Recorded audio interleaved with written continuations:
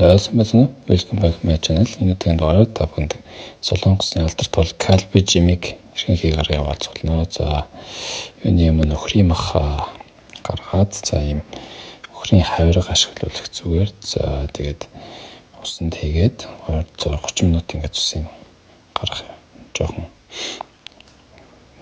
хийгээд явчихна. За тэгээд саримс 3 шиг ялгаад цагаанга 10-15 грамыг 3 хуваад ирсэн. За тэгээд сонгон том 2 шиг эсвэл жижиг ашиглах 3-4 шиг. За цагаан луу 0.5 шиг ингэж 100 цаахан дуушчихэд за 4 хуучна. За нэг жишээ том лууг бас ер нь ногоонууд том ойролцоо хэмжээтэй болгоно. За нэг шиг алим голын хөрнүүд нь авч жагаад цаг үрчинэ. За тэгээд 30 минутын дараа махны гашуусыг гаргаж аваад хаяачин. За тэгээд ногоонуудаа битүүж ангачтай хийгээд за махныхаа энэ гаднах жоо хальс эсвэл юм илүү лөөх юм ингээд аваад за цул махыг ингэж шидсэн байгаа. Тэгээд энэ ястаа хэсгээ бол бас гаднах хальсын илүү лөөхийг аваад явчихна. За тэгээд иймэрхүү маягаар яс хөрөөд өчөөр хоогаад бүгдийг хөрөөд явцсан. Тэгээд махаа хийгээд за урсан алимаа хийчихнэ. За ус 1 литр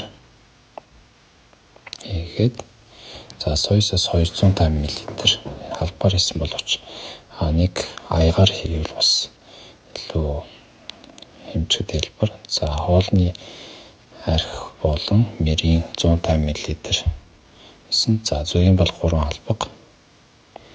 Улаан халуун ногоотой чинжүү 2-3 жимх, пес 2-3 жимх. За тэгээд битүүж ангачтай хийгээд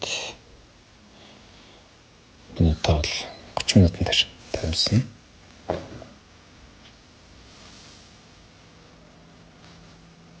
За тэр хооронд нь бол удаага агшаасан. За дээрэс нь бол энэ ногоон сонгон нишчээд тавьчих.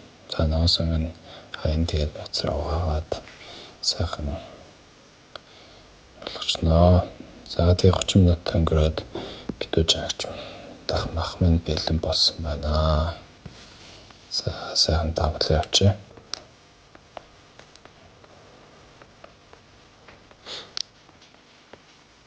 Дээрээс нь ногоон сонгон гүнжтийн ураа хийгээд гээд ерөнхийдөө бэлэн болсон байна. За тэгээд хэр гоё харагдж байна.